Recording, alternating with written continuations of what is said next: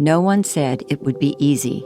Chris Lytle took the helm of the Port of Oakland when it was recovering from lingering impacts of the Great Recession, labor unrest, and increasing competition. Things were pretty rough at this port. Scott Taylor should know. His company moves thousands and thousands of containers through Oakland. I guess the best place to start with Chris is at the beginning, when he showed up on July 1st, 2013. That day, the drivers went out on strike. The whole port was shut down. He got right out in front and met with all the drivers. Chris said, "We're going to solve these problems." I was so impressed with the way he brought everybody together. It's taken a few years, but this port is running efficiently. Chris Lytle guided the port to an all-time high in containerized cargo volume. Ed DeNike is president of SSA Containers, which runs the largest marine terminal at the Port of Oakland.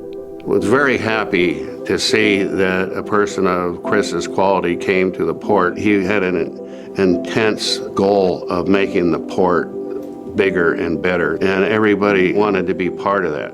Business nearly doubled overnight for SSA, straining operations. He came down to our offices and sat in that room with us and offered his support. You don't see that normally with executives at his level coming up with ideas on how we could solve this problem. The problem was solved within a week and a half. Under Chris Lytle's leadership, the Port of Oakland experienced unprecedented growth and record operating revenue for 3 straight years. The port owns and operates Oakland International Airport, which has had 5 years of consecutive increases in passenger volume. I arrived at a time when the airport was really on a wave of sorts in terms of a rebound in flight activity and passenger traffic, and much of that was really due to Chris's leadership and guidance and his full support of our air service and business development efforts. The port also oversees waterfront real estate, including Jack London Square, where a new residential project is under construction. New restaurants and free community events at the square are drawing millions of visitors annually. And the port launched the redevelopment of the former Oakland Army Base property into a seaport logistics complex.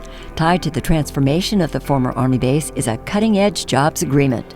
Chris's leadership style, from a community perspective, was very beneficial. When we decided we were going to redevelop the Oakland Army Base, Chris was involved in those meetings from the beginning. We were able to pass a community benefits agreement, an operations jobs policy for the Oakland Army Base redevelopment, which is nationally acclaimed, and the community is still involved with us in implementing what we consider to be one of the best jobs policies in the country. The port's Amy Tharp said Chris Lytle understood it was important to listen to the community's concerns.